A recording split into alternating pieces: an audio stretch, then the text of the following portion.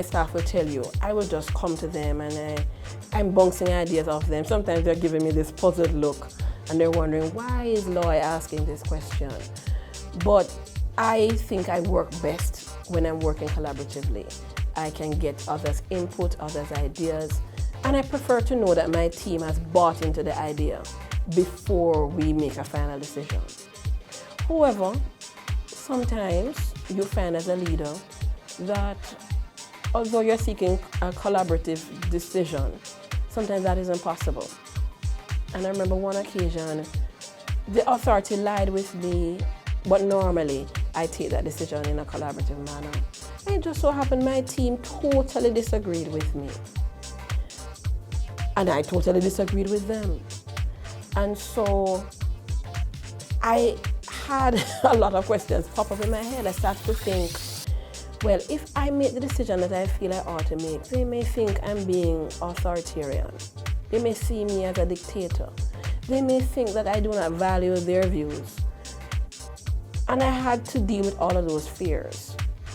And in that particular instance, I had to say, look, what are the organization goals? What are our values? What are our ethics? What is the likely impact of the decision if I go in the direction of what my team was recommending to me? And when I did that assessment, I had to come to the conclusion that my team did not have the perspective that I had because they were in a different place. It wasn't that they were being evil. In fact, in this instance, they were being perhaps too empathetic to one of our clients. And so I had to take that decision and understand what is it that I am about, what are my roles and responsibilities. And so I was able to take that decision, which was counter to what the team wanted. But I could then pull back on my own self-awareness to know that, yes, I am aware of what I'm doing. I have assessed it. I've assessed it against my values, my ethics, what it is that we're trying to achieve as an organization. And I was okay with the decision. And I was in a place where I could explain to my team why I took the decision. They perhaps were not necessarily happy, but at least I could explain it in a way that was measured, that conveyed confidence, that conveyed that I took into account their point of view, but was also able to express my own point of view and to be confident in my own point of view and my own decision. One of the concerns I have about how people articulate and conceptualize leadership is that there is some sort of conflict between being accommodating and being assertive. I think it's because there's a wrong definition of assertiveness. Assertiveness is not the same thing as being autocratic or being directive. Assertiveness is knowing exactly where you think or want to go. But accommodating suggests that you also recognize that you don't have all the answers, and therefore you open up the discussion for input from others. In an ideal world, a leader should have the time to consult, to get varying and contending views and to come up with consensus as to where to go, what the decision should be. There are times when you will have to make a decision, but you're making a decision based on facts, based on inputs, and not just based on your own view of how the situation should play out or what the decision should be. So I don't see a conflict in the two things, but we do know that in the end, we all have to take responsibility. We all have to be accountable for a decision that is taken.